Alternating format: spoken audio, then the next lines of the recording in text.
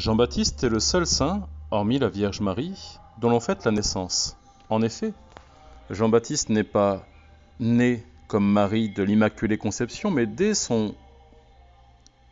le sein de sa mère, il prophétise. Dès le sein de sa mère, il vient donner à sa mère de pouvoir reconnaître Jésus.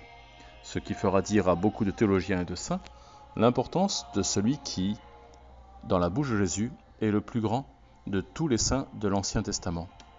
Saint Jean-Baptiste, le prénom veut dire Jean, Dieu fait grâce, naît ainsi, non pas simplement du vouloir de l'homme, mais du vouloir de Dieu, et vient guérir la double stérilité de sa mère, stérilité parce qu'elle ne portait pas de fruits, et stérilité dans les promesses de la première alliance. L'admiration viendra sans cesse parmi les pères de l'Église. Ils viendront découvrir en lui le père du monachisme de la première alliance.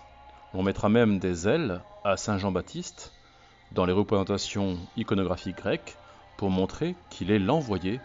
Angelos, ange veut dire envoyé, et l'on donne ainsi des ailes à Saint Jean-Baptiste.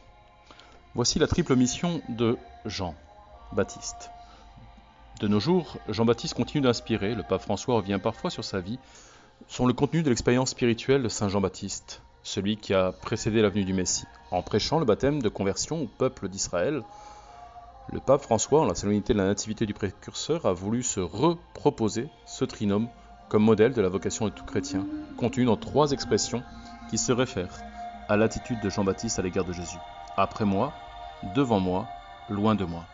Jean a travaillé avant tout pour préparer sans rien prendre pour lui. Et il est là un modèle pour nous. Préparer. En effet, Jean prépare le chemin du Seigneur. Il appelle à la conversion dans le désert. Discerné, il dira à ses disciples, « Regardez, voici l'agneau de Dieu ». Diminué, en effet, nous célébrons aujourd'hui, 6 mois avant Noël, au jour du solstice d'été, puisque les jours vont diminuer jusqu'à Noël pour regrandir ensuite de Noël jusqu'au prochain solstice. Que chacun de nous découvre ainsi celui qui est le soleil invaincu. Jean-Baptiste vient clore le cycle multiséculaire des prophètes. Après lui, plus aucun prophète ne s'est jamais levé dans l'histoire d'Israël. La raison est simple. Juste derrière Jean vient celui qui est le Verbe incarné, la parole définitive de Dieu. Il est celui qui vient accomplir toute l'écriture et même aller au-delà de toute espérance. Il n'y a pas de possibilité de rajouter un seul point sur les i à toute la révélation.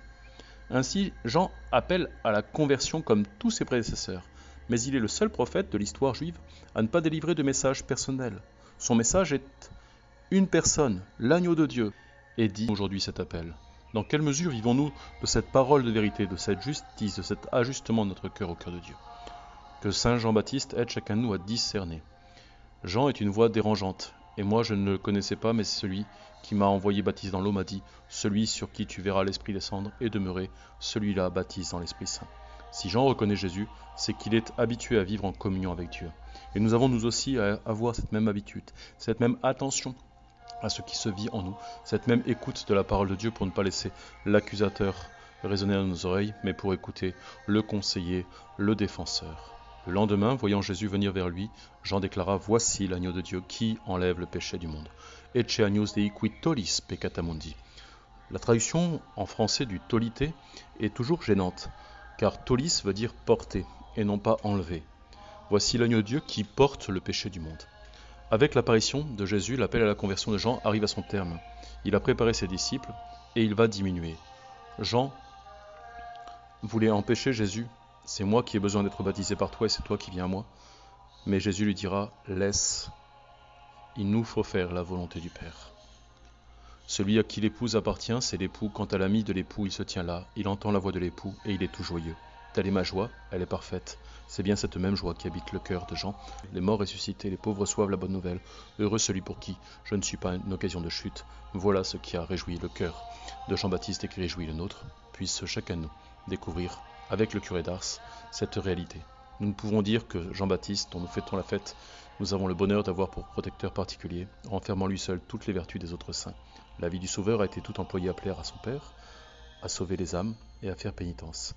Telle est aussi la vie de Saint Jean-Baptiste, La vie de Jésus a été pure est celle de Saint Jean-Baptiste. Dès l'âge le plus tendre, il se retire dans le désert, dont il ne sortit que pour combattre le péché et mourir pour son Dieu, avant que son Dieu ne mourût pour lui. Jésus-Christ est mort pour préparer la gloire de son Père. Saint Jean est mort pour soutenir le droit, notre rempart.